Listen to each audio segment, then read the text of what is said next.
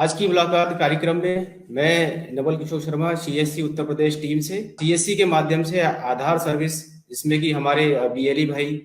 आधार UCL client के माध्यम से आधार संशोधन का कार्य करते हैं।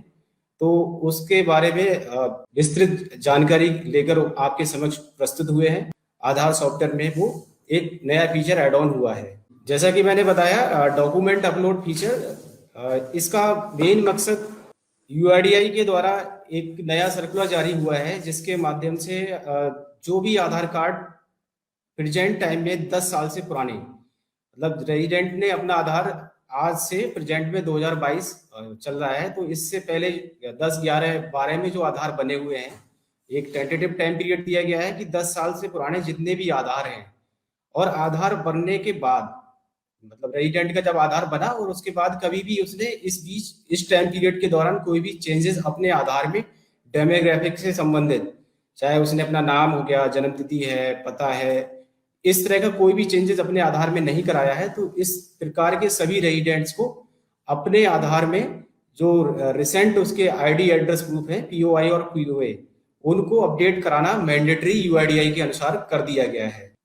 अब बात आती है कि हम लोग जो रेजिडेंट्स हैं उनके आधार कार्ड में डॉक्यूमेंट अपडेट किस तरह से कर सकते हैं। आधार कार्ड में डॉक्यूमेंट अपडेट करने के लिए पीओआई पीओए जो भी हैं आपको रेजिडेंट से आप लेने हुए हैं आपको, और आप क्योंकि हमारे जितने भी बीएलई भाई हैं सभी ईसीएमपी क्लाइंट जो यूसीएल क्लाइंट है उसका यूज करते हैं। हालांकि यूआईडीआई ने दो ऑप्शन दिए हुए हैं कि रेजिडेंट्स अपने आप से भी कर सकते हैं, और हमारे जो भी नियर बाई आधार सेवा केंद्र हैं या फिर हमारे संशोधन केंद्र जो सीएससी के हैं उनके माध्यम से पीओआई और पीओए अपडेट करा सकते हैं। अब ये जो फीचर ऐड हुआ है हमारे ईसीएमपी क्लाइंट में, ये किस ऑप्शन में जाना है हमको और किस तरह से कार्य करता है, तो उसके लिए थोड़ा सा हम लोग समझ लेते हैं। हम लोगों को सबसे पहले हमारा जो यूसीएल क्लाइंट है उसमें ऑनलाइन डॉक्यूमेंट अपडेट पे जाना होता है, क्योंकि हमारे जितने भी यूसीएल क्लाइंट्स हैं, हमारे बीएलई भाई जो यूज करते हैं, तो सभी यूसीएल बीएलईज को ऑनलाइन डॉक्यूमेंट अपडेट पे क्लिक करके रेजिडेंट के आधार को एंटर करना होता है, और रेजिडेंट के बायोमेट्रिक कैप्चर करने के बाद में जिस तरह से हम लोग कोई भी डेमोग्राफिक अपडेट करते हैं, उसके नाम पता या जन्म तिथि चेंजेस में कुछ भी करना होता है, तो सेम उसी वे में आपको यहाँ पे आधार कार्ड एंटर करना है, और उसकी बायोमेट्रिक कैप्चर करने के बाद में जो भी उसके आधार में जो डिटेल होगी उससे संबंधित वो फैच होकर आपके स्क्रीन पे शो होने लगेगी। यहाँ पे एक चीज मेन आप लोगों को डॉक्यूमेंट अपलोड करते समय ध्यान देनी है। जब आप किसी भी रेजिडेंट का आधार नंबर डालने के बाद में उसकी डिटेल जब फैच होगी ऑनलाइन, तो आपको स्क्रीन पे जो डिटेल दिख रही होगी आपको सेम पहले तो चेक कर लेना है कि उसके आधार में आज की डेट में वही डिटेल है। और दूसरी चीज, डॉक्यूमेंट अपलोड करने से पहले ये मैंडेटरी है कि आप ये चीज चेक कर लें कि जो डिटेल आपके स्क्रीन पे दिखाई दे रही है, तो रेजिडेंट जो डॉक्यूमेंट आज की डेट में लेके आया है अपडेट कराने के लिए, उसका पीओआई है या फिर पीओए है, तो डेट ऑफ बर्थ हो गया, उसका नाम, पता, जेंडर, जितनी भी डिटेल डेमोग्राफिक डिटेल रेजिडेंट की है, जो डॉक्यूमेंट्स वो लेके आया है और आपको जो स्क्रीन पे शो कर रही है वो बिल्कुल मैच होनी चाहिए। अगर आपको लगता है कि कोई भी रेजिडेंट अपना जो डॉक्यूमेंट लेके आया है उसमें नाम में कुछ चेंजेस है या एड्रेस में कुछ चेंज है, उसकी डेट ऑफ बर्थ में कुछ चेंज है, और आपको जो स्क्रीन पे दिख रहा है वो कुछ और दिख रहा है, तो दोनों चीजें मैच नहीं हो रही हैं, तो इस केस में आपको डॉक्यूमेंट अपलोड नहीं करने हैं। अदरवाइज वो रिजेक्शन में काउंट होगा और आपकी जो ऑपरेटर आईडी है उस पर रिजेक्शन काउंट होंगे और वो सक्सेसफुल डॉक्यूमेंट अपलोड की उसमें नहीं जाएगा। तो इस कैटेगरी में फिर हमें रेजिडेंट को समझाना होगा या बताना होगा उसको कि आप जो डॉक्यूमेंट लेके आए हो उसमें आपकी जो डेमोग्राफिक डिटेल है, जो हमें आपके आधार से फैच होके ऑनलाइन डिटेल आ रही है, उसमें अंतर है दोनों में, इसलिए हम आपके डॉक्यूमेंट अपलोड नहीं कर सकते। अगर रेजिडेंट को जो उसके डॉक्यूमेंट में डिटेल है सेम उसके अकॉर्डिंग अपनी चीजें या अपना आधार को अपडेट करना है, तो उसके लिए हम फिर डेमोग्राफिक अपडेट जो नॉर्मल हम करते हैं उस फीचर पे जाकर उसका पहले डेमोग्राफिक अपडेट करना होगा, और डेमोग्राफिक अपडेट कर देंगे उसके रिसेंट डॉक्यूमेंट से, तो फिर डॉक्यूमेंट अपलोड भी नहीं, जो डॉक्यूमेंट अपलोड वाला फीचर है उसके उस प्रोसेस को हमें फॉलो नहीं करना है। तो ये चीज हम लोगों को ध्यान देनी है कि जो रेजिडेंट डॉक्यूमेंट लेके आया है, डॉक्यूमेंट अपलोड करने हम जब जा रहे हैं रेजिडेंट के, तो उसके आधार में जो आज की डेट में डिटेल है जब वो लेके आया है, प्रेजेंट टाइम में जो पीओआई और पीओए वो प्रस्तुत कर रहा है या जन्मतिथि से संबंधित जो डॉक्यूमेंट वो प्रस्तुत कर रहा है, उन डॉक्यूमेंट्स में जो डिटेल है आधार से बिल्कुल मैच होनी चाहिए, तभी हम डॉक्यूमेंट अपलोड फीचर पे जाकर उसके डॉक्यूमेंट अपडेट करेंगे। अदरवाइज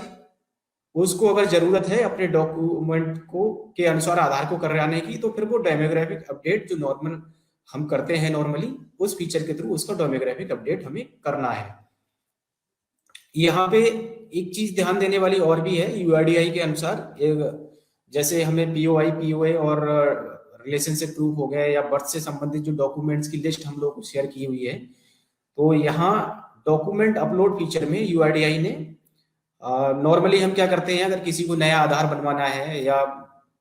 संशोधन कराना होता है कोई भी, तो संशोधन कराने से संबंधित जो डॉक्यूमेंट्स की लिस्ट है उसके अनुसार जो डॉक्यूमेंट वैलिड है उसको हम यूज करते हैं। और अगर किसी के पास कोई डॉक्यूमेंट नहीं, तो यूआईडीआई के अनुसार जो यूआईडी स्टैंडर्ड फॉर्मेट है, डिफरेंट डिफरेंट जो भी स्टेजेस बताई गई हैं कि गजेटेड ऑफिसर से करा सकते हैं, तो वो उस तरह से ग्राम प्रधान से करा देते हैं, विलेज पंचायत हेड है तो उससे कराते हैं। लेकिन यहाँ डॉक्यूमेंट अपलोड फीचर में आपको स्टैंडर्ड फॉर्मेट यूज नहीं करना है। यूआईडीआई के अनुसार स्टैंडर्ड फॉर्मेट का यूज हमें डॉक्यूमेंट अपलोड फीचर में बिल्कुल नहीं करना है। हम उस स्टैंडर्ड फॉर्मेट से जो डेमोग्राफिक डिटेल चेंजेस वाले ऑप्शन के थ्रू हम करते हैं, कोई भी आधार संशोधन का काम करना है तो स्टैंडर्ड फॉर्मेट का यूज किया जा सकता है, लेकिन डॉक्यूमेंट अपलोड फीचर पे आपको कोई भी स्टैंडर्ड यूआईडीआई का स्टैंडर्ड डॉक्यूमेंट यूज नहीं करना है। उस फॉर्मेट को हम इस फीचर पे यूज नहीं करेंगे। डॉक्यूमेंट अपलोड कर दिया, फिर उसके बाद में सेम जैसे हम लोग वेरीफाई करते हैं, ऑपरेटर हमारे वेरीफाई करने के बाद और लास्ट में पैक कोड जनरेट करके और पैक कोड वैलिडेट करने के बाद एनरोलमेंट स्लिप, ये जो भी ऑप्शंस होते हैं जो प्रोसेस है उससे गुजरते हुए लास्ट में हम लोगों का जिस तरह से डेमोग्राफिक अपडेट करते हैं, सेम उसी वे में जो रिसिप्ट निकल के एनरोलमेंट स्लिप आया उसको और हमने एनरोलमेंट फॉर्म दोनों को स्कैन करके उन्हें भी अपलोड कर दिया, और अपलोड करने के बाद में कंप्लीट एनरोलमेंट पे क्लिक करेंगे तो हमारा इस प्रकार डॉक्यूमेंट अपलोड का जो प्रोसीजर है वो प्रक्रिया कंप्लीट हो जाती है।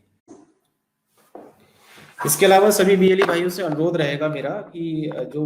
आप लोगों को डॉक्यूमेंट अपलोड से संबंधित बैनर पोस्टर्स के जिसका मैं अब जिक्र कर रहा था अभी, वो आप अपने सेंटर पर लगा लें। अपने सेंटर पे एक कॉमन ब्रांडिंग का हमने बैनर भी शेयर किया हुआ है, जिसमें कि आपको अपने जिस संबंधित बैंक से आपको इसके बिहाफ पे आपको यूशन मिला है तो बैंक का आपको लोगो लगा के रखना है, सीएससी का लोगो लगा के रखना है, आधार से संबंधित जो ब्रांडिंग है वो आपको अपने सेंटर पे प्रॉपर मैनर में रखनी है, क्योंकि ब्रांडिंग नहीं रहेगी तो फिर लोगों को पता नहीं रहेगा कि आप क्या कर रहे हैं और किस के बिहाफ पे आप ये काम कर रहे हैं। सीएससी आपकी पहचान है और सीएससी के बिहाफ पे ही आपको यूसीएल मिला है। दो चीजें आप लोगों को और मैं बताना चाहूंगा। एक, पिछले कुछ एक समय से लगातार एक क्वेरी रहती है कि नाम चेंज वाला जो है, तो नाम चेंज के लिए आपको बता देते हैं हम लोग कि नाम चेंज करना एक अलग प्रक्रिया है और नाम में कुछ करेक्शन करना एक अलग प्रक्रिया है। हम जो बात करते हैं करेक्शन की, हम जो यूसीएल से काम कर रहे हैं करेक्शन की बात करेंगे, तो किसी के नाम में कुछ माइनर स्पेलिंग चेंजेस करना है तो वो सुधार हम नॉर्मल प्रक्रिया के थ्रू कर सकते हैं। अदरवाइज अगर किसी के नाम में चेंज होना है, जैसे राम कुमार से श्याम कुमार होना है, तो पूरा उसका नाम ही चेंज हो गया, उसकी आइडेंटिटी चेंज हो रही है। इस प्रक्रिया के लिए गजेट नोटिफिकेशन कराना होता है। गजेट नोटिफिकेशन के लिए जो रेजिडेंट है आप उसको बताइए कि गजेट नोटिफिकेशन किसी भी वकील से वो कंसल्ट करे और वकील उनको पूरा बताएंगे कि किस प्रक्रिया के थ्रू गजेट नोटिफिकेशन होता है, और गजेट नोटिफिकेशन के बाद जो डॉक्यूमेंट वो लेके आएगा उसको उसके बिहाफ पे आप एनरोलमेंट करेंगे, तब किसी के नाम में बदलाव हो सकेगा। राम कुमार से श्याम कुमार करना है तो आपको गजेट नोटिफिकेशन कराना होगा, और गजेट नोटिफिकेशन के बाद जो डॉक्यूमेंट आपको मिलेगा उसके बिहाफ पे आप लोग उसके नाम में चेंज कर सकते हैं। अदरवाइज हम केवल नाम करेक्शन कर सकते हैं, माइनर स्पेलिंग चेंजेस कर सकते हैं, लेकिन नाम चेंज हम नहीं कर सकते। डीओबी कुछ केसेस आते हैं, हमने ट्रेनिंग सेशंस भी किए, उस दौरान भी हम बताते हैं कि डीओबी की जो लिमिट है, अगर लिमिट क्रॉस हो गई है, 2 बार करा चुका है, उसके बाद भी वो अगर कराना चाह रहा है तो वो लिमिट क्रॉस में कंसीडर होता है, और लिमिट क्रॉस के लिए प्रोसीजर अलग है। हम लोगों के लिए डीओबी क्रॉस लिमिट के लिए सबसे पहली चीज तो जन्म प्रमाण पत्र, बर्थ सर्टिफिकेट ही मान्य होता है। बर्थ सर्टिफिकेट उस रेजिडेंट का आपको मांगना है उससे। इसके अलावा कोई और डॉक्यूमेंट आप लोग, मार्कशीट है, पैन कार्ड है, या और भी जो हमारे बर्थ प्रूफ से संबंधित जो डॉक्यूमेंट की लिस्ट में डॉक्यूमेंट्स आते हैं, तो वो नहीं लेने हैं। क्रॉस लिमिट वाले केस में अगर 2 बार करा चुका है डेट ऑफ बर्थ और उसके बाद भी कराने जा रहा है, तो आपको सबसे पहले डिमांड करना है वो अपना बर्थ सर्टिफिकेट बनवाए। और बर्थ सर्टिफिकेट बनवाने के साथ ही एक डिक्लेरेशन है, सेल्फ डिक्लेरेशन, जिसको कि हम रेजिडेंट से उससे सेल्फ डिक्लेरेशन भरवाते हैं, और वो डिक्लेरेशन के साथ उसका बर्थ सर्टिफिकेट, दोनों डॉक्यूमेंट एक साथ एक पीडीएफ बना के हम स्कैन करके अपलोड करते हैं। और सेम एक उसकी एनरोलमेंट स्लिप के साथ में ये डॉक्यूमेंट हम lakhnou.special@uidi.in एक मेल आईडी है, उस पर हमको मेल करने होते हैं। काफी कंफ्यूजन है ऑपरेटर्स में कि हम जो प्रक्रिया बताई गई है उस प्रक्रिया के तहत ही डेट ऑफ बर्थ करेक्शन कर रहे हैं क्रॉस लिमिट वाला, उसके बावजूद भी डॉक्यूमेंट रिजेक्ट हो जाते हैं। तो उसके लिए मुझे आप लोगों को बताना है कि हाँ बिल्कुल, चूंकि ये लिमिट क्रॉस एक नॉर्मल एनरोलमेंट नहीं है, ये एक अलग प्रक्रिया के तहत एनरोलमेंट हो रहा है। तो इसके लिए ये इस तरह के जो भी एनरोलमेंट होते हैं वो क्लाइंट के थ्रू या नॉर्मल प्रक्रिया के थ्रू रजिस्ट्रेशन एनरोलमेंट नहीं हुआ है, इसलिए क्लाइंट क्या करता है 24 घंटे के अंदर इस तरह के जो एनरोलमेंट होते हैं वो रिजेक्ट हो जाते हैं। ठीक है, इससे आपको बिल्कुल परेशान नहीं होना है। आप केवल प्रोसीजर फॉलो करिए जो आपको प्रोसीजर बताया गया है डीओबी क्रॉस लिमिट का। आपने डिक्लेरेशन लिया, बर्थ सर्टिफिकेट लिया, दोनों का पीडीएफ बना के अपलोड किया है, और साथ में इस पीडीएफ के साथ एनरोलमेंट स्लिप अटैच करके आपने सेम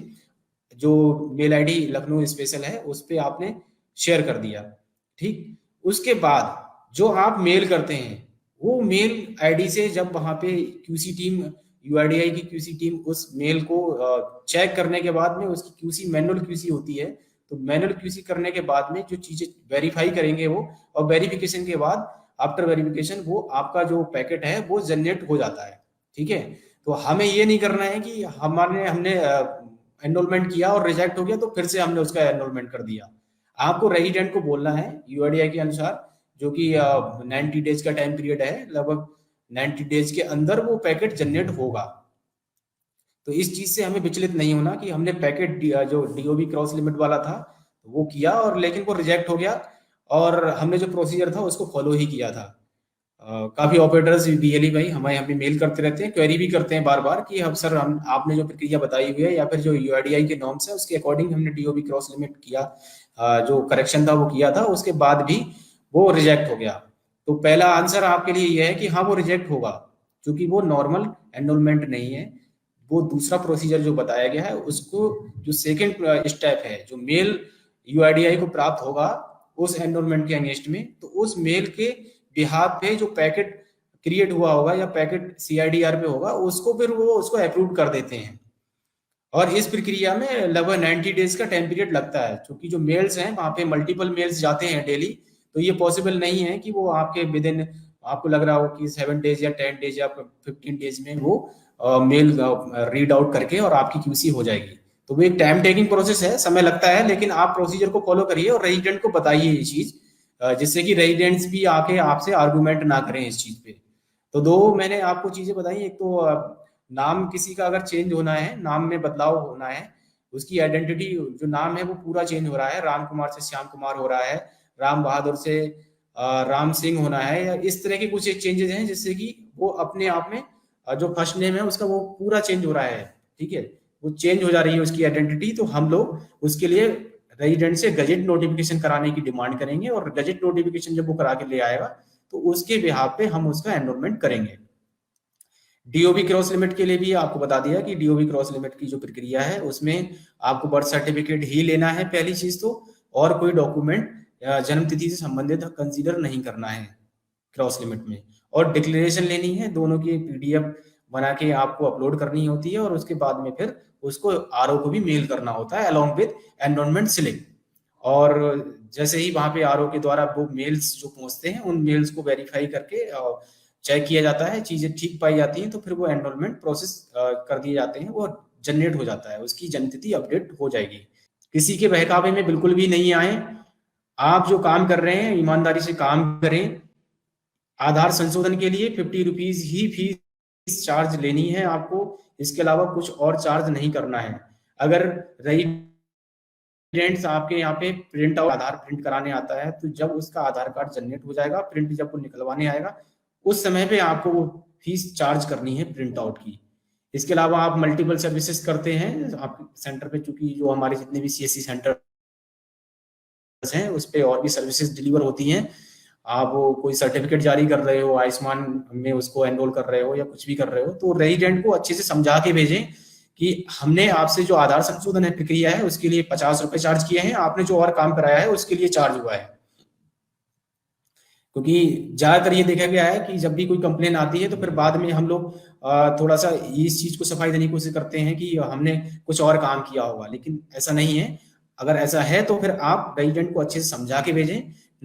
नहीं तो आप अपने सेंटर को इस तरह से मैनेज करें कि आपका जो आधार यूसीएल सॉफ्टवेयर जिस लैपटॉप पे काम कर रहा है तो उसके लिए एक सेपरेट पोर्शन कर दें, जिससे कि जो रेजिडेंट आपके यहाँ सेंटर पे काम कराने आएगा तो उसको एक अलग पोर्शन मिलेगा, दिखाई देगा कि हाँ ठीक है यहाँ पे मैंने आधार संशोधन का काम कराया, बाकी और सर्विसेज के लिए जो चार्जेस थे वो मैंने दिए हैं। और रेजिडेंट को अच्छे के समझा के भेजें इस चीज के लिए, किसी के बहकावे में नहीं आए कि वो गलत कर रहे हैं तो हम भी ऐसे कर रहे थे। प्लीज सभी से आपसे अनुरोध है कि आधार संशोधन की जो फीस है 50 रुपए वही चार्ज करें। अभी जो नया एक फीचर एड ऑन हुआ है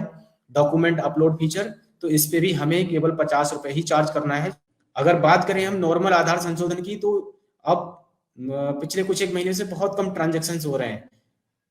अगर पर बीएलई बात करें तो कुछ एक हमारे जो ऑपरेटर्स हैं एक दिन में 1 2 3 4, कुछ जो अच्छी लोकेलिटी में अपना सेंटर रन कर रहे होंगे तो वहां पे 10-15 तक कर ले रहे होंगे, जो कि एक टाइम पे 20-25। और यूआईडीआई भी हमसे ये एक्सपेक्ट करता है, जिस तरह से हमारी रीच है और जो नंबर्स हैं हमारे, कि हम प्रतिदिन कम से कम 15 से 20 रेजिडेंट को आधार संशोधन या फिर आधार अपलोड की जो प्रक्रिया है उससे एंगेज करें। आधार अपलोड में काफी बड़ा स्कोप है, तो सभी से यही अनुरोध है कि आप लोग जो document upload feature add on हुआ है उस पे अपने आसपास के जितने भी रेजिडेंट्स हैं उनको मोटिवेट करें, जागरूक करें।